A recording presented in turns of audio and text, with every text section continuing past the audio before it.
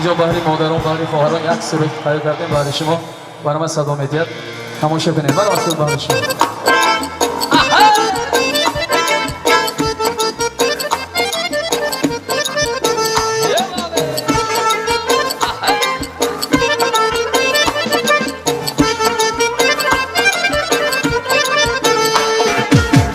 مخرم برایم و دو پاشی کمالی او خوشرو شود چهره یار هر دو لبی خندانی او مخرم برایم و دو پاشی کمالی او خوشرو شود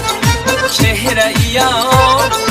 هر دو لبی خندانی او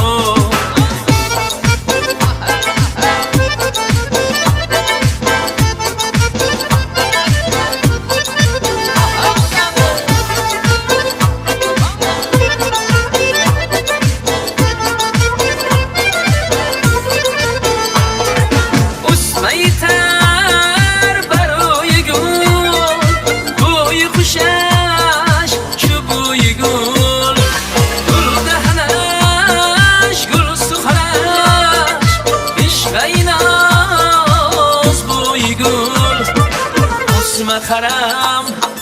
برایم و دو پاشی کمالی او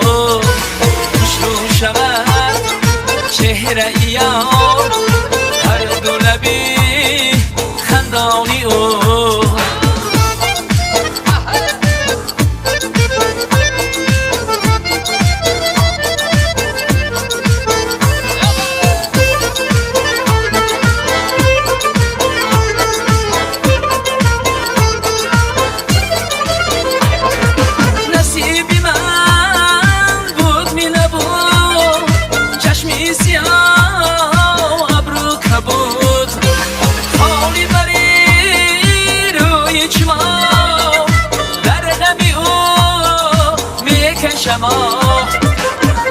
مخرم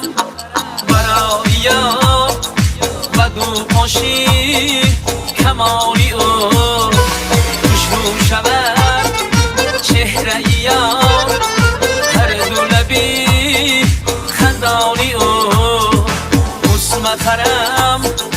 برایم و دو پاشی کمالی او خوشرو شود چهره یار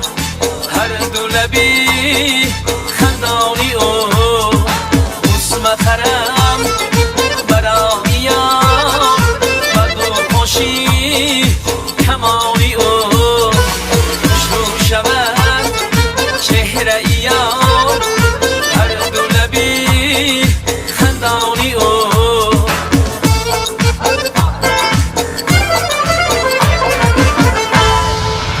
برای گل بخوران زیبایی از فلسفه شما